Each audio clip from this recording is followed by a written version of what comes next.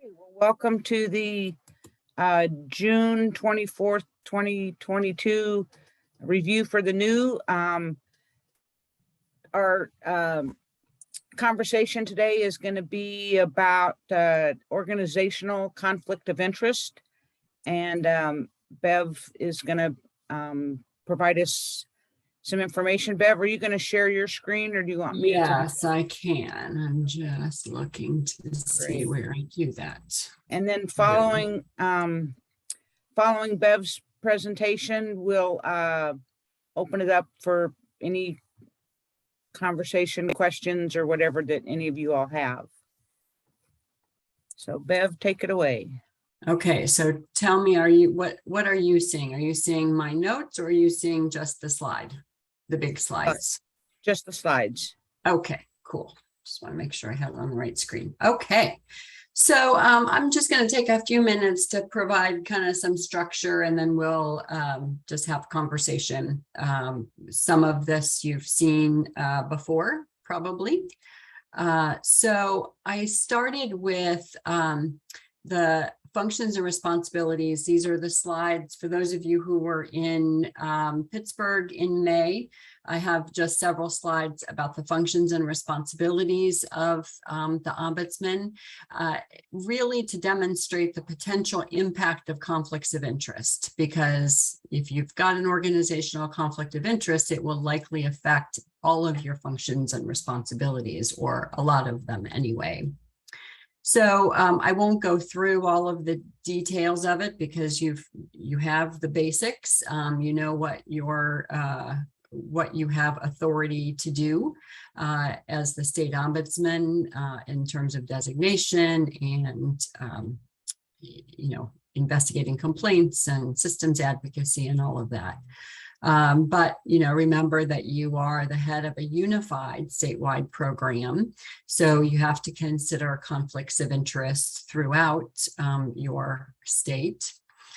Designation is an important part of one of the kind of a point in time for you to look at conflicts of interest and consider remedies and so on. Disclosure affected by conflicts of interest, just because in some cases you might be asked by someone else in your agency for information that you don't really have the ability to provide them. Fiscal management, again, it's your responsibility to decide how funds are to be used in your program, and an organizational conflict of interest where someone else might have another idea for your money can play into it as well. And of course, writing your annual report, you need to be able to do that on your own, and the annual report has to be your voice as the state ombudsman. This is just sort of a list of organizations that it's recommended that you either have MOUs with or other relationships as you do your work. So that gets me to kind of the new information, at least for today. So this is the list of conflicting interests, and I encourage you to really think about what the words mean. Conflict of interest. And the first thing you should really do when you're considering, is this a conflict of interest? Look at, well, what are the interests of the ombudsman program? We're resident directed, confidentiality, systems advocacy, and so on. Those are the interests of the program, our resident interests. So if you are in an organization that, for example, sets reimbursement rates for long-term care facilities, what are the interests of that organization? And then think about what the conflicts are, because when you're coming up with remedies, you really need to understand what are the interests that are in conflict and focus on those.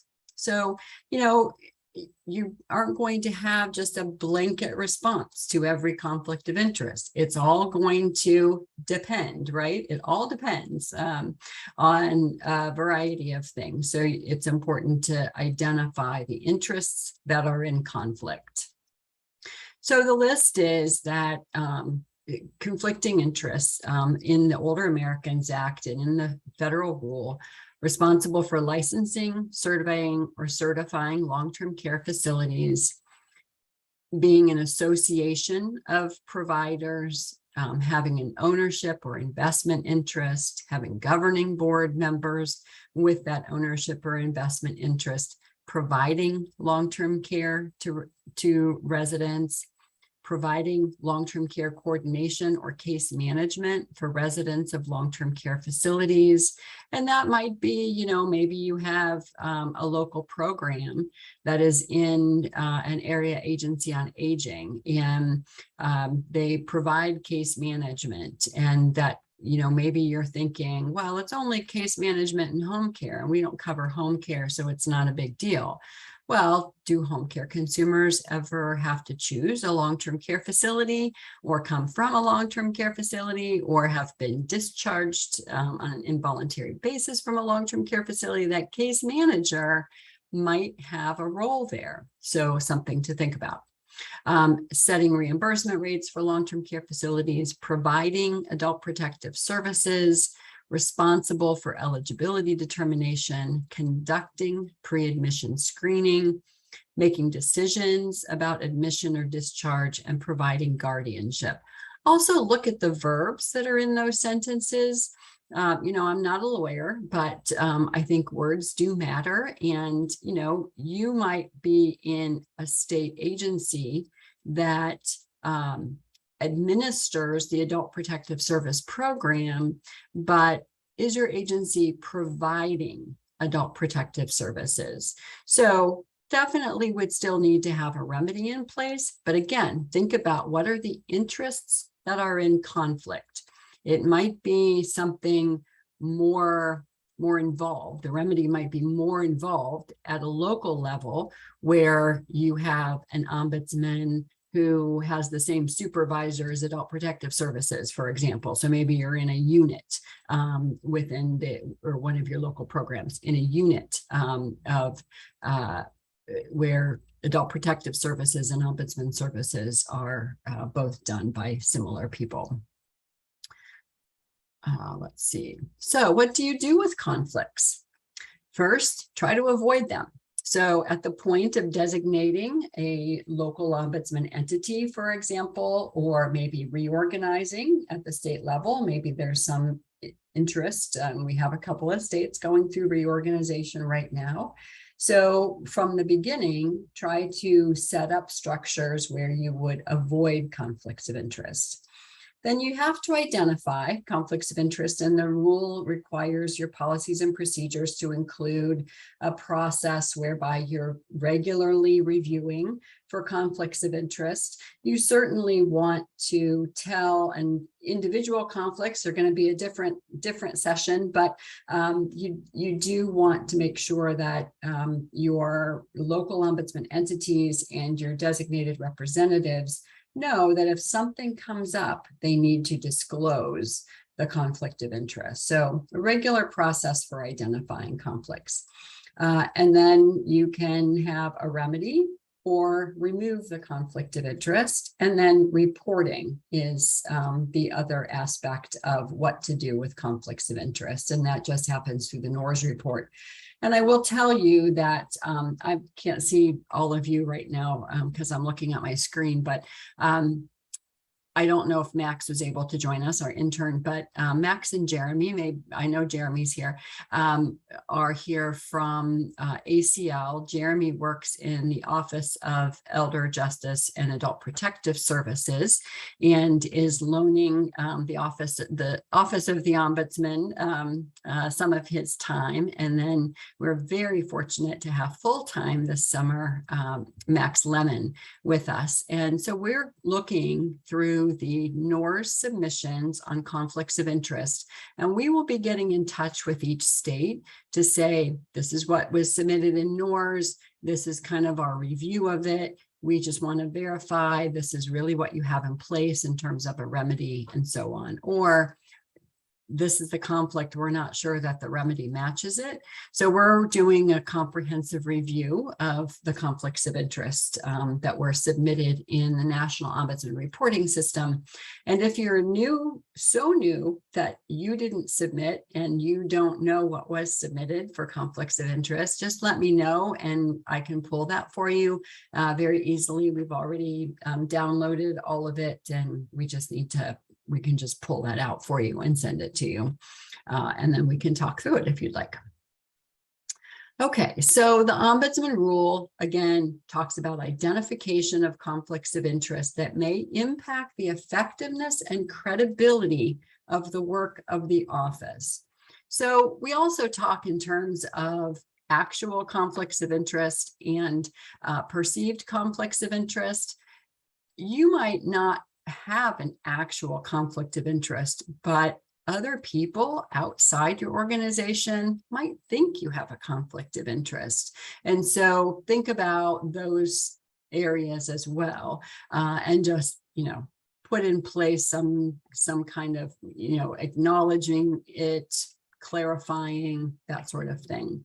But focus on the impact of the effectiveness and credibility of the work of the office. And that's really why we spend so much time talking about conflicts of interest and organizational location, because obviously we're helping residents of long-term care facilities, and they need to understand that you provide, that you are a credible resource for them.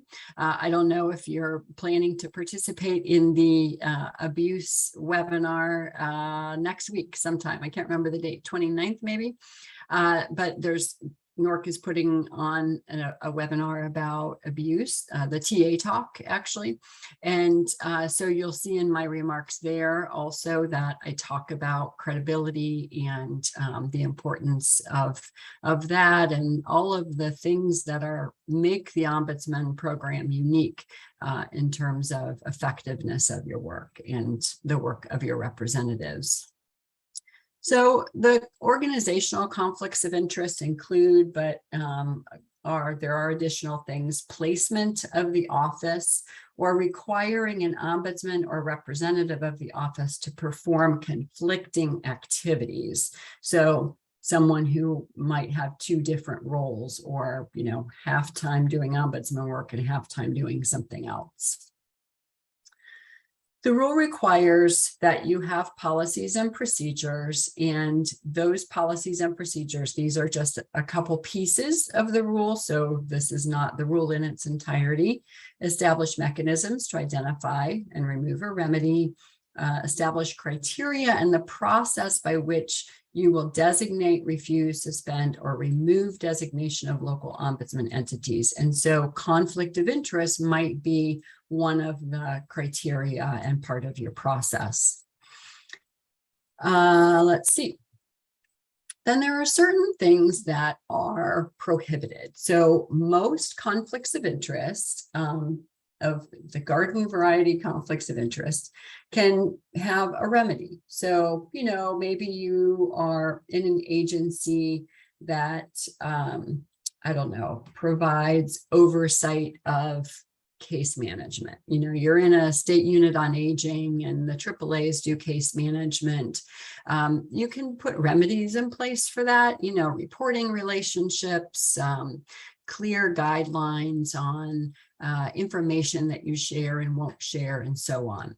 But there are three areas that the Older Americans Act prohibits, and the rule prohibit in terms of conflict of interest. So if these are in place, then the rule says the state agency may not enter into a contract or other arrangement to carry out the ombudsman program, and may not operate the office directly if it's responsible for licensing, surveying, or certifying long-term care facilities. So your office should not be in the same office as a survey agency. If the organization is an association of long-term care facilities, so the ombudsman program should not be operated by the Tennessee Healthcare Association, or a leading age Arkansas, or a leading age Utah. So that's pretty clear. Or if the organization has an ownership, operational, or investment interest in a long-term care facility. There are situations where an area agency on aging, for example, might operate a long-term care facility. We have seen that happen. So think about those things as well. And so not only are you looking at your office, but you really should be considering all of these things for your local ombudsman entities as well. So the primer that I talk about a lot because I love it, this is my last slide. The primer has discussion items, discussion prompts. And so with regard to conflicts of interest, these are some considerations for you to discuss and consider when you are looking at your organization and doing that periodic look. And, you should do that before you submit your NORS report, for example. The NORS report's a good trigger for looking at it at least annually. How do the state agency and the ombudsman, that's you, consider the organizational and individual conflicts that may affect the effectiveness or credibility of the work of the office? What do you do? How do you go through those? And so these talking points actually are for you to have a conversation with your agency about the unique aspects of the ombudsman program. What are the program's strengths and weaknesses about conflicts of interest and other state agencies, such as state licensing agencies and APS?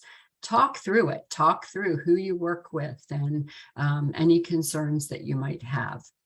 And what efforts has the program made to address any weaknesses? You get a new state unit director. These are great conversations for you to have with the new director. They tend to change with administration. So if you're getting a new governor, you might be getting a new director. Some like Utah stick around for a long time. It just kind of depends on the state, but it's a good topic to cover when you have a new director. And since you're a new state ombudsman, go to the director and say, let's talk about these things. Maybe you can educate me on how this has been handled in the agency before me. So those are my slides. I'm going to stop sharing my screen so now we can have conversation.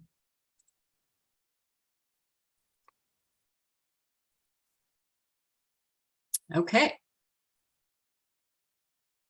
Carol, what would you like us to do? Do you want to prompt questions? Do you want to? Does anybody have a question or, and if you're thinking, oh my gosh, I'm in an umbrella. Okay, let's just start there. I'm in an umbrella organization and it's not my division that does the licensing, but it's in another part of that, and eventually the bosses are going to come up and be the same person. Bev, what besides just mentioning that I'm in a umbrella organization that does adult protective, that does licensing, You should think. Go ahead, Carol. Say there. The question then is whether or not it's wrong. And whether there is a conflict. And so maybe just writing it into the NORS saying we're in the umbrella, but here's the 2 or 3 things that we do so that I'm on equal footing with them, right? Right. And just, maybe talk about how you work together. Maybe you have an MOU about sharing of information or not sharing of information to make it clear. And then think about it. You wouldn't necessarily need to report all of this detail, although we might ask you about it. But think about kind of the day-to-day and practical application of that, and maybe have some examples of, situations where, I don't know, you made a referral to the survey agency and they disregarded your referral thought of you just as a coworker, didn't handle it like you were an external entity. Think about what would happen in those situations and how would you deal with it. Do any of you want to, and this is a safe place, so feel free to speak up. We really do want to provide technical assistance to states, and our agency is not really about the ultimate enforcement that the Administration for Community Living can take is to withdraw funding from a state. I don't see that happening, haven't seen that happening.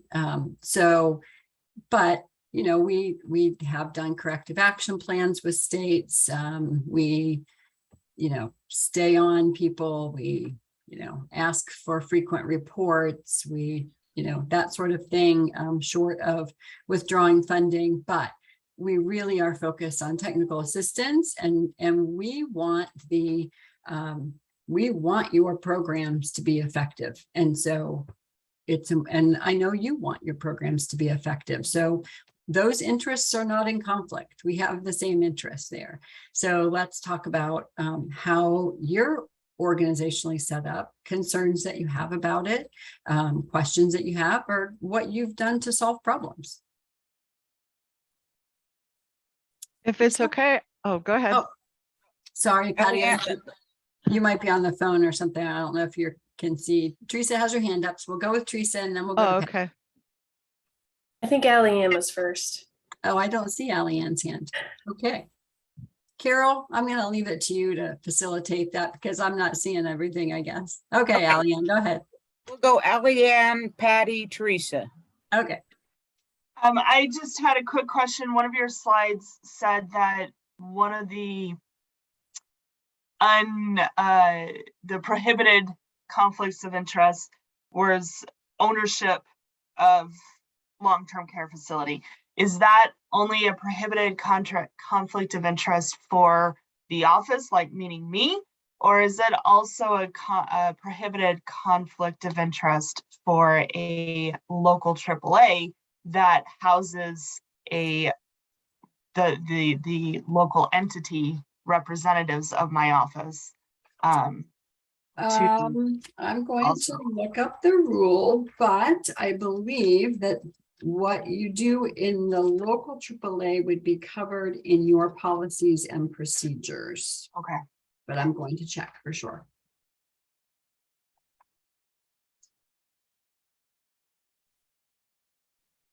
Patty.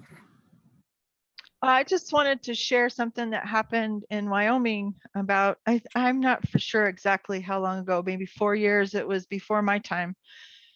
But the state ombudsman program was housed under the aging division at the Department of Health in Wyoming.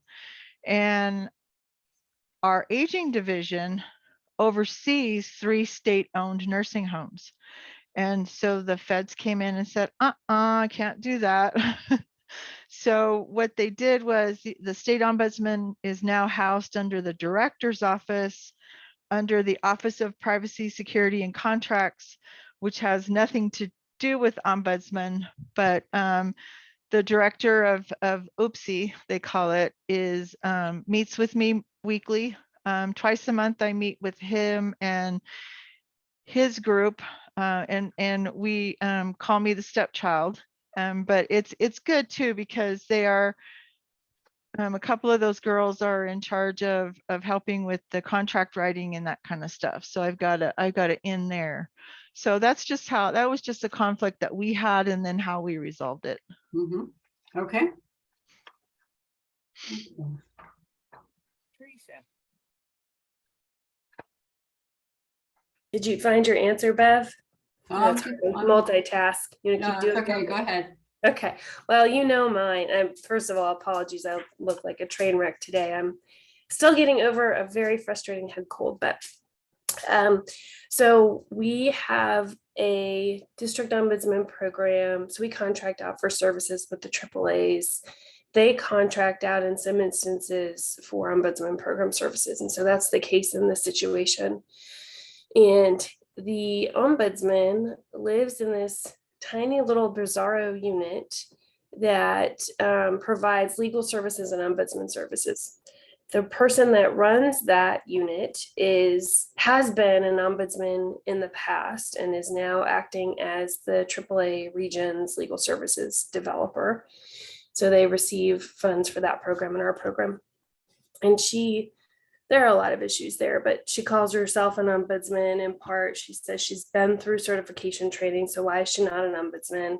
It got very heated when I had a conversation with her. Feelings were really hurt, and she just didn't understand why her providing legal services, so helping people establish powers of attorney and other legal documents and representing them, might be a potential conflict for our program. So I know I sent that to you, Bev, and you guys were looking at it. I just thought I'd bring it up for the greater group. Yeah. It's really difficult. Have other people run into something like that? Or Jeremy, do you have thoughts about that? Yeah, so the first place my mind goes is to what Bev said about, you know, even if it's not spelled out in rule, there's that part of the rule that says perception of a conflict of interest. And I know I had that situation in a state. So just to let you know, before ACL, I was an ombudsman in 3 different states, including a state ombudsman. And I had that situation in a state where it is a very hard conversation to have. And it was a similar back and forth as you had described, Teresa. Ultimately, we ended up that they could no longer, provide those services. This particular person decided she actually wanted to do ombudsman work more than the other work. So she was fine with letting that other work go. So your situation may not be as, simple to resolve, but we did have those same conversations, and I kind of fell back on the perception, and we talked through that, well, what is a resident going to think if you're in there talking with them as an ombudsman, but then you're also in there talking with them really as more like a paralegal type service, trying to draft a power of attorney, or in her case, it was actually even a will that she was doing. So we had that conversation, and ultimately it worked out. I don't know if that helps a little bit, but I kind of fell back on that perception piece of the rule. Okay. And I did ask in our comments on the Older Americans Act for more direction in this area. So I guess you'll have to formally respond at some point, Bev, but maybe. But in my mind, I'm thinking if we can get her out of identifying herself as an ombudsman, the only issue that's still, and she's got access to Ombuds Manager, that's going to be problematic. Yeah. The only thing I need to figure out is how to get the actual ombudsman there to stop talking with her about cases with specific detail. And if I can do that, then I think I'm okay. And I think that's where I'm headed, because otherwise it's going to be ugly. Does that seem right? Yeah, Carol, do you have thoughts about that? Yeah, I think that's probably the first step. We're going to actually be talking maybe a little bit about individual conflicts next month, but even though a person has been designated in the past, you as the state ombudsman have the authority to de-designate somebody, and even people who go through the training doesn't necessarily mean that you have to certify them. I mean, you can, thanks for thanks for going through all the training. We're glad that you're knowledgeable about the work of the ombudsman, but we're not going to put you on the list of people. We're not going to give you a badge. We're not going to. Yeah. The real hard part about this is that she's been in the Ombudsman Network for like over 20 years. She knows the players. She loves the work. She feels very committed to it. And then she's got this new state ombudsman coming in, and I don't mean this disrespectfully to my predecessors, but there have been like 3 or 4 of them that have been in for about 2 years or less over the last several years. And so they're just thinking, we'll ride this out. And she'll be gone soon and we don't need to worry about it. So I we'll see. think especially when you've got someone who's knowledgeable, who should understand that there's a conflict of know. interest. And because of everyone else has accepted me. Well, Well, we fund their program. They wouldn't be able to survive without ombudsman program funds. I know that's what she's really concerned about. Legal services could not stand alone without ombudsman funds. So that's another piece of the puzzle. So thank you.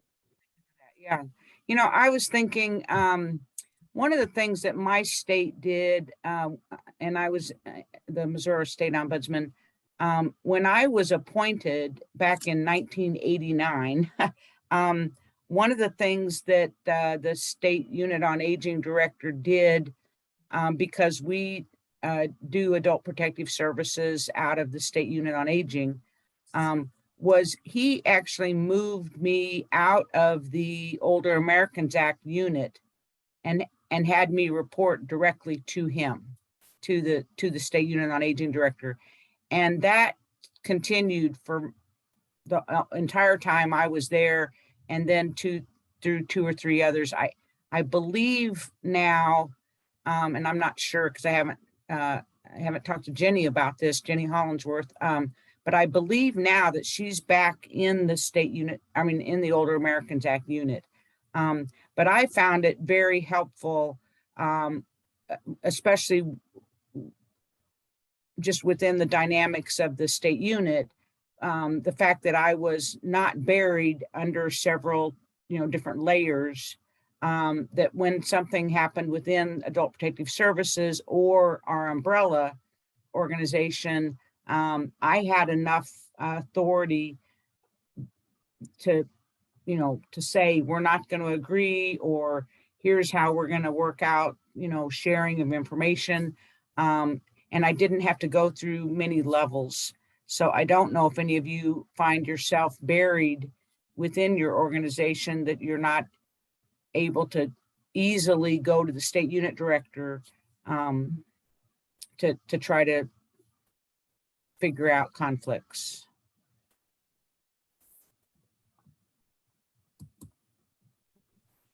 I'm not in that position. Fortunately, we do have a new state unit director who's very eager to learn, came in knowing almost nothing about the aging network. And so really loves when people want to have conversations about what they're doing and what they know or what they think they know.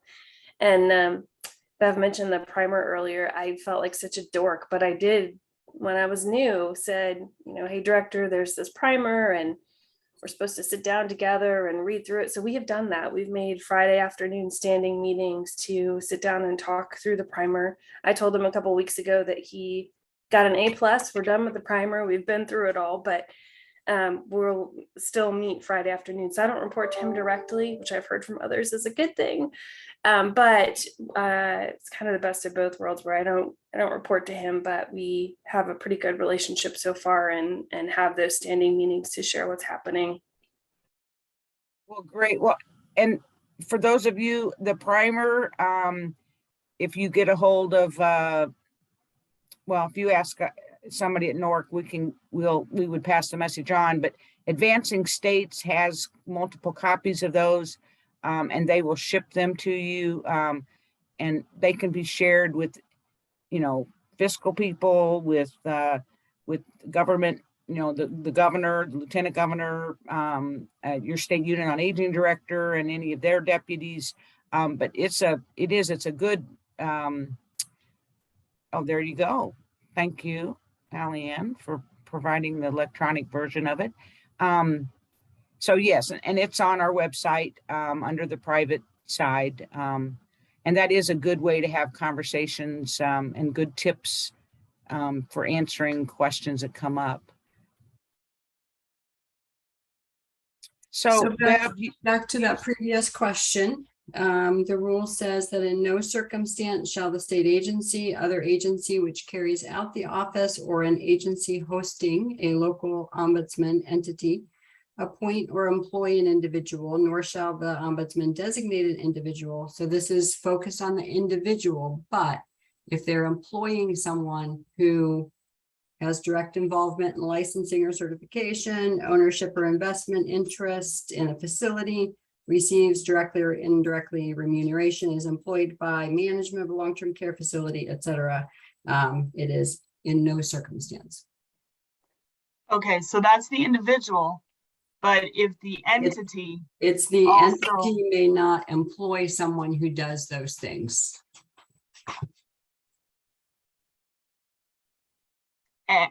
sorry, I'm still confused. I think I'm still waking up here. The entity cannot employ someone as an ombudsman who then has ownership or is involved in licensing, or just period, they cannot have an It does- employee. It says may not employ an individual. Thank And you. then you can't designate that individual. Well, hold on. Nope. No, it is as a representative of the office. Okay. Yeah. Okay, thank you. Sometimes that,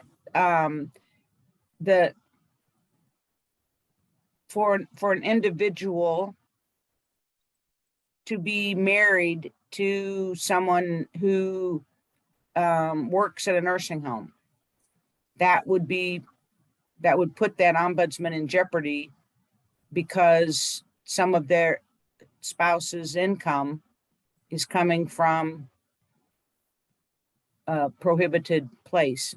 And I'm not sure, Bev, we know that there are some remedies that can be handled, and then there are others that the only remedy is separation.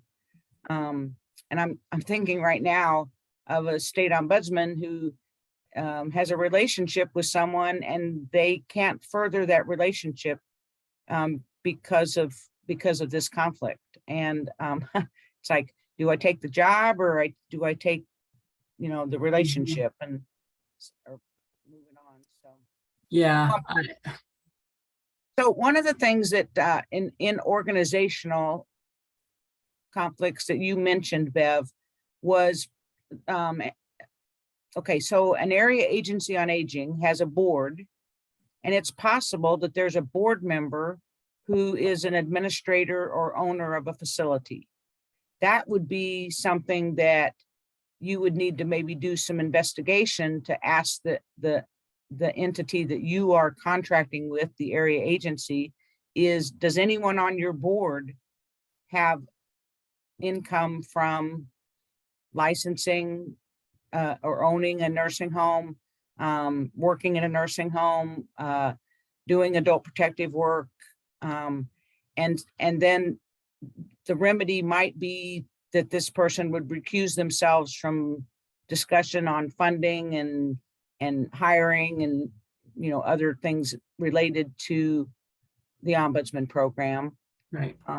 Right, Bev? Right. So that's your screening for conflict of interest really needs to include not only the people you're designating as a representative, but the people who have influence over your representative. So the executive director of their agency on aging that employs the ombudsman, the governing board members. I know in Ohio, our rule was that a local program could not have the majority of their board members had to have be free of conflict of interest. So they could continue to do business because the majority could still vote. But people who, we would screen board members every year, and they would have to have a remedy about decisions and recusing themselves and so on. Bev, do you expect in the next month that state ombudsman will be getting requests to set up a time to talk about their doors information on conflict of interest? I don't know that we'll have to have a time to talk with everybody, but those that we have questions about, I would say in the next couple of months. We have max into early August, and Jeremy's not going anywhere, so I don't know how long it will take us to get through everybody, but Jeremy has been like a bouncing ball, so I am so excited that yeah, so am I. that he's landed. I'm grateful that we get some of his time in the ombudsman office. Absolutely. Okay, any other questions, comments about organizational conflicts of interest? I have a question about APS because there's some interest here in pulling APS under the State Unit on Aging's umbrella. And so I know in many states and the state ombudsman is currently housed there too. So that's the structure. Is it just a reporting structure piece, Bev? Would it just be, if that happens, who I report to, who the APS director reports to, just building firewalls around the office? I mean, I would also look at, access to information, access to data systems, that sort of thing.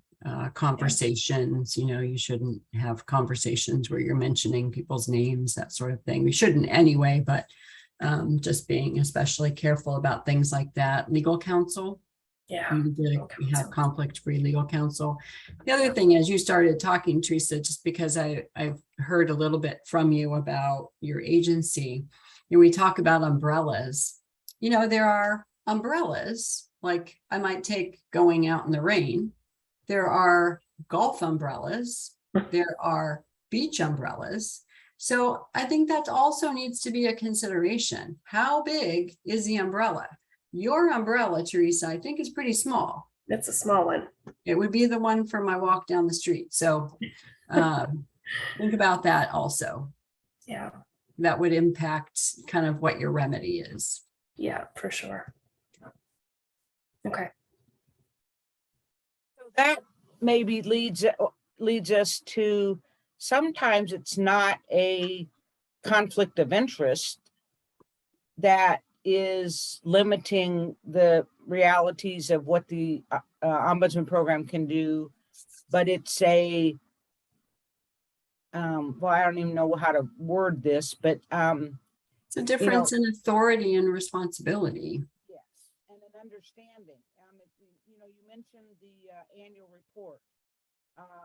We know that there are still ombudsmen who write the report, put in, recommendations for change in statutes or legislation that's needed, and that gets cut out by somebody higher up. And that's not really a conflict of interest, but that is it's not exactly interference in the program, but it just skates close to that. Do you have any thoughts or recommendations if somebody's, being told, okay, we're not going to let you submit that report, or we're not going to let you speak to the legislature, or we don't want you talking to the media? Do you have any thoughts? And I don't really want to put you too much on the spot, but I'm going to. Well, again, I'm kind of the mind that things like this need to be discussed and talk it out. Think about, so I'll use this HCBS settings just because I feel like that's all I'm doing these days, and I'm getting ready to fly to Wisconsin for a week. So that's on my mind. But let's say we have, and at some point, all of you are going to have this experience. I think Kaylee just went through this, where we get on the phone with other advocates in your state about, and Kim did as well, get on the phone with other advocates like protection advocacy, self-advocates, maybe a Center for Independent Living, about a particular setting. And let's say it's an assisted living setting that you visit, and the Protection and Advocacy Agency also goes to that setting. And I don't know, maybe somebody's on the call. Sometimes the Medicaid agency joins these calls, don't know why.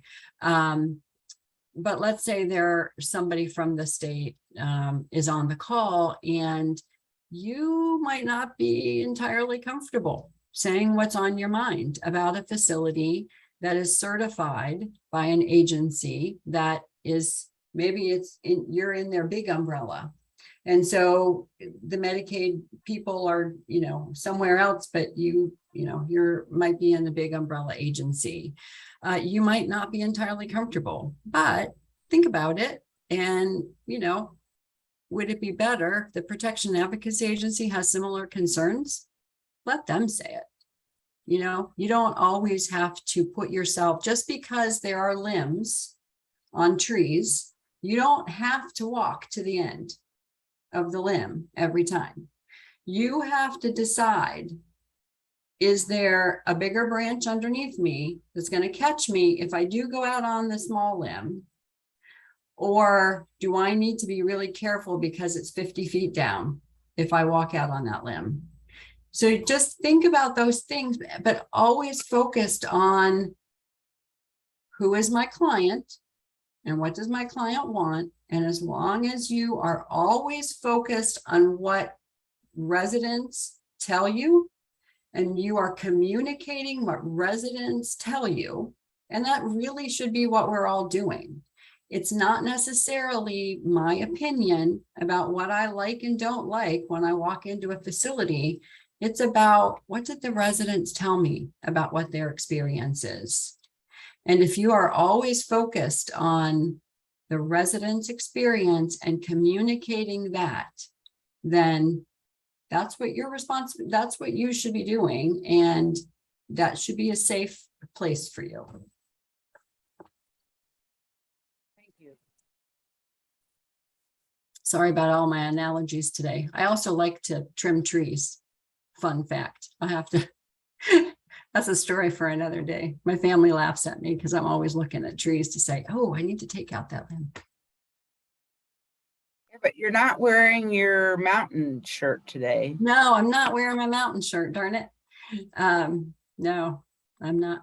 One of the best things that I inherited from my family, my parents, after my parents died, one of the best things I inherited was my dad's tree trimmer.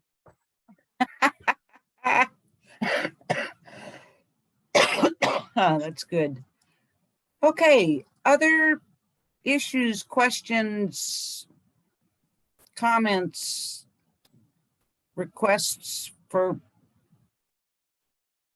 anything? I have one. I'm so needy. My goodness. But That's why So- you have these calls. so Bev, I think I shared this with you. We've got 2 volunteers at the local level, that the married couple that own a business that provides services to long-term care facilities and other providers, like consulting and this sort of thing. I just found out that the reason the district ombudsman decided to bring them on board, and we've got a terrible certification process here, so I don't know yet. I'm working on it, but I don't know yet who these people are, when they were certified, or how that happened, or what the training was like. So there's a lot to clean up there. But what I understand is that when they were looked at, they brought them on board because they don't provide services in Tennessee. They provide services in Colorado. Anyone want to comment on that? It They seems pretty clear. They receive funding, they receive income Yeah. from Assisted long-term care living provider. facilities. Yes, they do. Yeah, Period. That The end, right? Okay. that Yeah. would be a clear conflict. You know, this is where, you know, most programs have a policy that says if you have a relative who is a resident at a facility, that you will not be assigned there. So a volunteer would not go to that facility. A staff person, they might have to have a workaround with a district or region, you know, another one where they would handle the facilities. Yeah. So this one, yeah, yeah. That one in the rule is crystal clear in, let's see. I'm gonna go hide under a rock for a few weeks, because Okay. all It's of in- these are fun to work through with the district ombudsman, who are also looking at me like, she's brand new. What does she know? And why is she telling us what to do? So Yeah, it's that paragraph, in no circumstance shall The ombudsman designated individual as a representative of the office who receives directly or indirectly remuneration in cash or in kind under a compensation arrangement with an owner or operator of a long-term care facility. It doesn't say of a long-term care facility in their state or in a Yeah. long-term care Oh, facility. yeah. Yeah, so fun story that this is our very well-known AAAD director who kind of leads the pack in the state and throws his weight around and knows a lot of legislators and doesn't like our agency telling him what to do. And this guy and our district ombudsman are very close. So keep me in your thoughts. That'll be great. Wow. Thank you. Mhm. You're welcome. You know, I know that many of you are kind of in a state where there's been a revolving door. And like Teresa mentioned, you know, people come and stay for a couple of years, and you guys know that it takes a couple of years just to figure out what the heck's going on. But it hasn't been that long ago, 2015, although it's 7 years. But the new rule opened up a lot of people's eyes on practices that they had just kind of been doing and, you know, inherited. But you guys, you know, have the ability to use that new language, and it's gonna, I think we lost a couple of years here because of COVID, where the rule was still kind of being explored, and, you know, what's the impact of this? So you've got some long-term local staff who are still trying to grapple with how that rule changed or should have changed or could have changed their practices. So, you know, I left in 2012, the program. We did not have policies and procedures. We did everything. I mean, I had long-term local staff, not much turnover, great relationship. They told me everything that they were doing. And, you know, I regret that we did not have things in writing, because it's now taken many years to get something in writing and get them all on board. So just, you know, I think Bev's comment about just sitting down and having conversations, having the materials in front of you to be able to say, this isn't me, you know, you read this and you tell me what it says. Mhm. And we'll make sure that we're on the same page here. Yeah. It's hard, you know, there's so much gray area in our work, and, you know, there isn't a black and white answer for everything, but in those cases where it's black and white, it is black and white. And that's what we need to focus on. I also think that, you know, you guys come in new. Many of you have grown up in the organization, and so your eyes have been wide open about the role of the state ombudsman. For those of you that have come from outside of the program, you know, you just need to know that, you know, you are reading the materials, and for the most part, you are interpreting them correctly. And you need to, you know, just begin to continue to establish those relationships with your local folks so that they feel comfortable in coming to you with questions or comments, and that you don't, I mean, you know, the best answer is oftentimes, I'll get back with you. Because I know many times I would do that. I'd get a question and I'd like call another state ombudsman and say, oh my God, this is what they've asked. How do I respond? And then get back to them. So never shy away from saying, let me get back to you. Well, Yeah, for sure. Don't let people put you on the spot and demand an instant answer, because sometimes you have to do the research. Okay. Other questions? I hope we haven't left you with more questions than answers. But know that the Resource Center, Carol specifically, and I are available if you do have questions, something bugging you, you want to just talk through it. Always happy to do that and try to figure it out. So I'm hoping that all of you guys have sent in your certification or your letter for the funding. Let me think, let me look around, and I don't think I have everybody's. Let's see.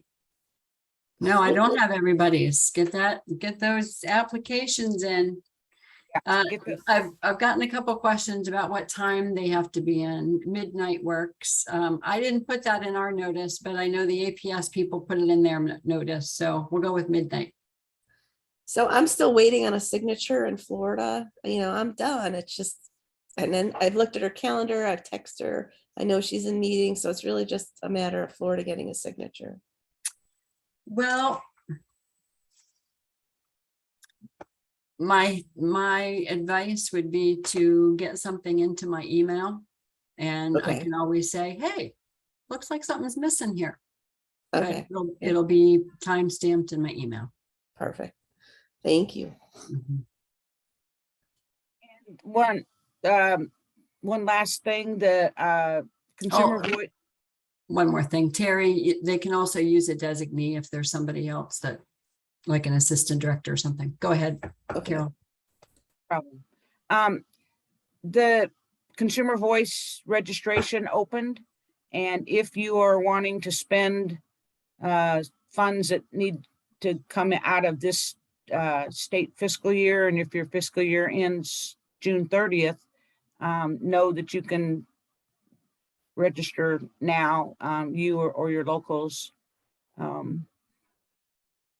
for the Baltimore conference or the virtual conference. And I know that one of you is filling out the paperwork to potentially host the 2023 State Ombudsman Conference. So you'll just have to look around, see if you can see a guilty face. But if any of you want I to do know. that, you do. I Yeah. know, I'm gonna buy some boots. Are you? We'll see. We'll see. And I need to find a cheap hotel. That's Yeah, that's a you know, problem. I looked on the rates.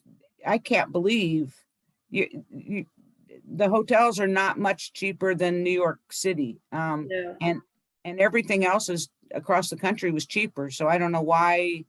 Bachelorette capital of the world, apparently. It's a scary thing. Yeah, it is. It's the leading destination for bachelorette parties. Okay, well, that's interesting. Well, any of the rest of you that want to host us, feel free to fill out the paperwork. And if you saw in today's news you need, which I highly encourage you to read through the whole thing. Two things. One is we're going to start an open office hour the last Wednesday of each month. And the first few we're going to be focusing on volunteer management. And these calls are open to you and any of your representatives, staff, volunteers. No presentation. It's just going to be whoever is on and whoever has a question or whatever they want to share. So we'll be doing that for an hour each month. And then the July 5th Tuesday call, Bev and two people from ACL's fiscal unit will be on talking about the certification for minimum funding document that you need to sign.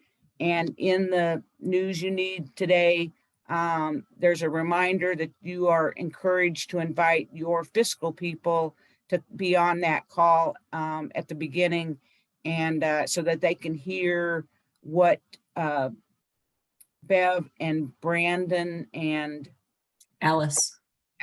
say, and we will be recording that portion in case you have to miss that meeting, and you can listen to the recording later. And with that, I think we're done for the month. We'll talk to you guys next month. And started off talking about individual conflicts of interest, and then whatever else you guys want to talk about. So if you have an idea for these calls that you want to do, let me know. We'll put something together, but I just appreciate the work you're doing, and always here to answer your questions or point you in a direction. So have a good rest of the day. If you're leaving Thanks, early everybody. for the weekend, have a safe weekend. Good to And- see you all. Bye, Thanks. everybody. Bye, everybody. Bye-bye.